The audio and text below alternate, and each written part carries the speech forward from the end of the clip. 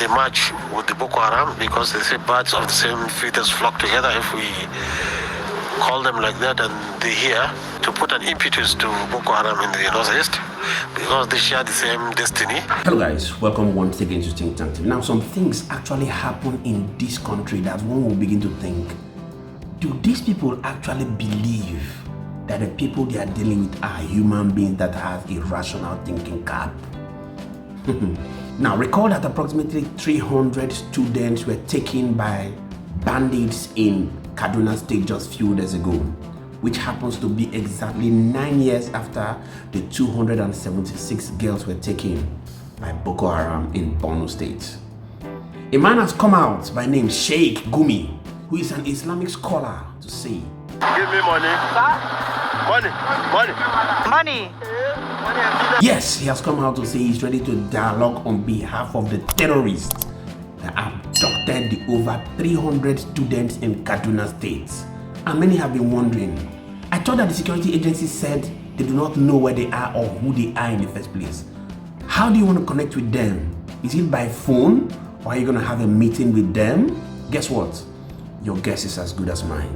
Not just that, he has come out to criticize the federal government for declaring some of the bandits as terrorists for reasons that are very laughable. I'm going to be showing you that video, but before I do that, if you know that you have a service or a product to render and you want the world to hear about it, do you want to hit the email address showing on your screen and we'll put it out for everyone to see. Now let's jump right into hearing from Sheik Gumi to hear what he said about the federal government and why he thinks he's the best candidate to dialogue between the bandits and the federal government. I'll be showing you some of the comments at the end of this video, which is going to make you turn on your rational thinking cap. Take a look. When you are talking about the herdsmen bandits, they have their grievances, they lost their cattle, extortion, killings, lynching, profiling, they all complain about that. Now if you harm them as terrorists and they match with the Boko Haram because they say birds of the same feathers flock together, if we call them like that and they hear, then it will be a big problem for them, and to put an impetus to Boko Haram in the northeast because they share the same destiny. Telling somebody is a terrorist means you are stripping him of citizenship, you are condemning him to death on sight. You don't give him a fair trial. That is a terrorist. And if you treat them like this, I think instead of having the problem cured, it's going to compound it because they have not really started that real terrorism, like destroying power lines, destroying like they did in Boko Haram did in Maiduguri. Since January there's no light. They have not started attacking railways, attacking people in market. They have not started doing that. Now we are pushing them. We people naively are pushing them because of their rejection. I reject criminality and I don't justify criminality at all. But you see, you have to minimize it using your psyche, using psychology.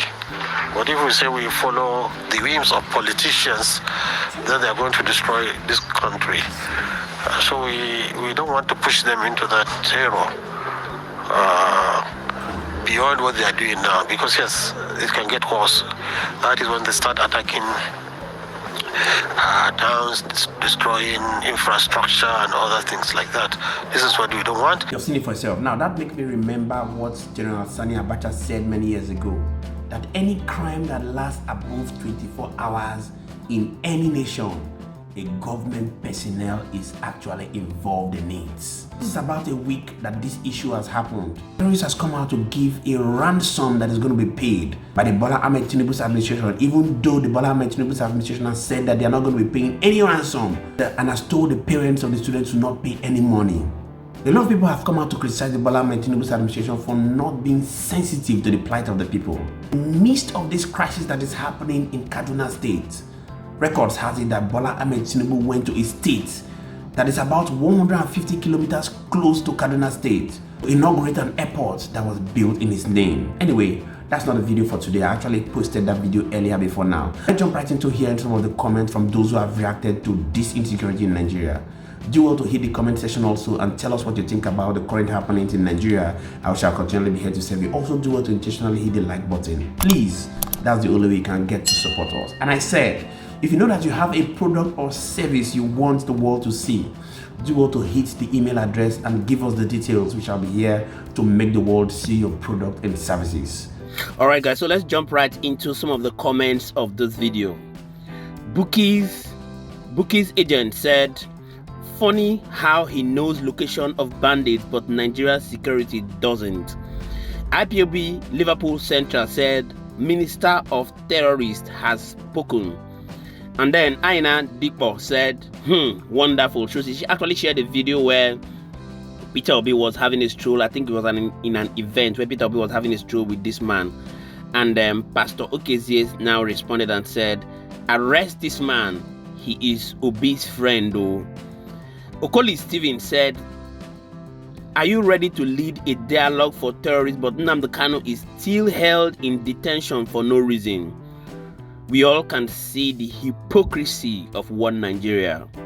And then Olami Lekan said, this man knows more than he is saying. Why is he always ready to dialogue with terrorists? And Charles said, a serious thinking government would have interrogated this man long ago. And finally, we have Àòng long àảK said, this man is boldest bandit entrepreneur we have in Nigeria. Shocking. So this was actually some of the comments from people. Like you can see from the comment, a lot of people are actually going ahead to accuse allegedly this man for coming out to make bold to say that he wants to dialogue with bandits and terrorists. So people are asking the question, how do you say you want to dialogue with people who the security agencies in Nigeria say they don't know where they are and they do not know them? It means you obviously know them. Now, these are some of the reactions that people have about people who come out to say they want to dialogue on behalf of a terrorist or a proscribed group. And the security agencies do nothing about the fact that they came out to say they know them, they can stand in their place to discuss with government on behalf of these terrorists. I'd like you to go to the comment section and drop your thought. Let's get to know what you think about such position of people who believe that they can go ahead to dialogue on behalf of a terrorist, and we shall continually be here to serve you. Many thanks indeed to all our viewers and returning subscribers. We really do not take it lightly. My name again is Moses, and this is Think Tank TV. See you on our next video. Bye for now.